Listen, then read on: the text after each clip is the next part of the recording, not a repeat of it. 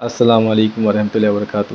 کیسے ہو دوستو؟ امید کرتا ہوں کہ آپ سب خیریت سے ہوں گے۔ الحمدللہ میں بھی خیریت سے ہوں، اور بہت دنوں کے بعد آج آپ کے سامنے حاضر خدمت ہوا ہوں، اور کیونکہ بہت تقاضے تھے، بہت سے مسئلے مسائل تھے جس کے بنا پر میں آپ کے سامنے جلدی سے حاضر نہ ہو سکا۔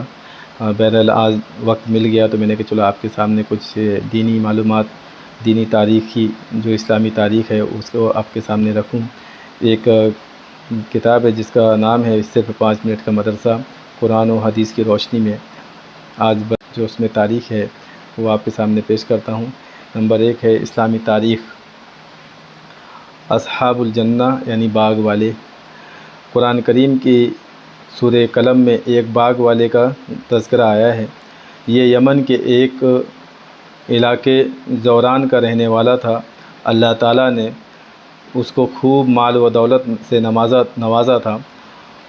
اس کے پاس ایک بہت بڑا ذخیرہ تھا، بہت بڑا باغ تھا، جس میں وہ اپنی پیداوار کا کچھ حصہ غریبوں میں اور مسکینوں پر خرچ کر دیتا تھا، اور اپنے گھر والوں کا سالانہ خرچ نکال کر باقی مال اللہ کے راستے میں خرچ کر دیتا تھا۔ جب اس آدمی کا انتقال ہو گیا تو اس کے لڑکوں نے کہا کہ ہمارا باپ تو بہت بڑا بیوقوف تھا کہ اپنی دولت غریبوں پر لٹا دیتا تھا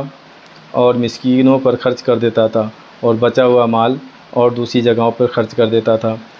ہم ایسا نہیں کریں گے، یعنی ان کے اولادوں نے جو ہے فیصلہ کیا کہ جو ہمارے والد جو کرتے تھے وہ ہم نہیں کریں گے، اور بالکل اندھیرے میں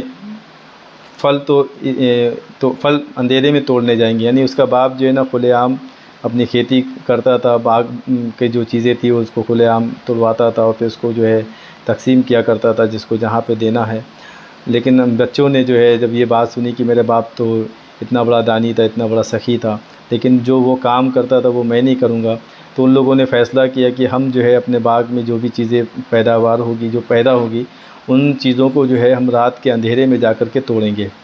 اور تاکہ دن میں جائیں گے تو لوگ آ جائیں گے لینے کے لیے، مانگنے کے لیے، تو کیوں نہ ہم ایسا کام کریں کہ ہم رات کے اندھیرے میں جائیں اور وہ ساری چیزیں جو پیدا ہوئی ہیں اس باغ کے اندر سے ہم اندھیرے میں چپکے سے توڑ لیں، اور توڑ کے سارا مال جو ہے گھر پہ لے آویں، توڑنے جائیں گے تاکہ کوئی ضرورت مند آ کر ہم کو تنگ نہ کر سکے۔ ابھی انہوں نے یہ فیصلہ کیا ہی تھا کہ اللہ تعالیٰ نے ان کے باغ اور کھیتوں کو تیز اور گرم ہوا کے ذریعے رات ہی میں جلا کر راکھ کر دیا۔ اب یہ بات تو یہ ان کے آپس میں ہو رہی تھی، لیکن اللہ تو ہر چیز سے باخبر ہے، اللہ کو ہر چیز کا علم ہے۔ اللہ بندے کے گمان کے مطابق، بندے کی جو بھی ذرہ برابر بھی گمان اس کے دل دماغ پہ چلتا ہے، اللہ اس کی بھی خبر رکھتے ہیں۔ اللہ نے جو ہے جب ان کی نیتوں کو دیکھا تو اللہ نے کیا کیا، ایک گرم تیز ہوا کے ذریعے سے اس باغ کی ساری چیزوں کو جلا کر راکھ کر دیا۔ کیونکہ ان کی نیتیں بدل گئی، اور انہوں نے اپنے والد کے خلاف وہ کام کرنا شروع کر دیا جو ان کے والد جو ہے اپنے عمل میں لایا کرتے تھے، کہ اس میں جتنی بھی چیزیں ہو رہی ہیں پیدا، وہ اس میں کچھ حصہ جو ہے غریبوں کو، کچھ حصہ جو ہے مسکینوں کو، اور جو بچا ہوا حصہ تھا یعنی اپنے اہل و عیال کے لیے نکالنے کے بعد میں جو حصہ بچ جاتا تھا وہ جو ہے اللہ کے راستے میں خرچ کر دیا کرتے تھے۔ تو انہوں نے اپنا ارادہ بدل دیا، تو اللہ نے ادھر سے اپنا فیصلہ کر دیا کہ جب ان لوگوں نے وہاں پہنچ کر باغ اور کھیتی کی یہ حالت دیکھی تو افسوس کرتے رہ گئے اور اپنے برے فیصلے پر بہت شرمندہ ہوئے۔ لیکن اب شرمندگی کس کام کی؟ جو چیز تھی وہ تو ختم ہو گئی، جو نیت کے مطابق جو انہوں نے نیتیں بدلی، اللہ نے ادھر اپنا فیصلہ بدل دیا، تو اب شرمندگی کا کوئی مطلب نہیں۔ بلا شبہ غریبوں اور مسکینوں کا حق نہ دینے والا اور خدا کی راہ میں خرچ نہ کرنے والے کے ساتھ اللہ تعالیٰ کا ایسے ہی معاملہ ہوتا ہے۔ تو ہم سب جو ہے اپنی نیتوں کو صاف رکھیں، اور جس کا جو حق ہے اس کو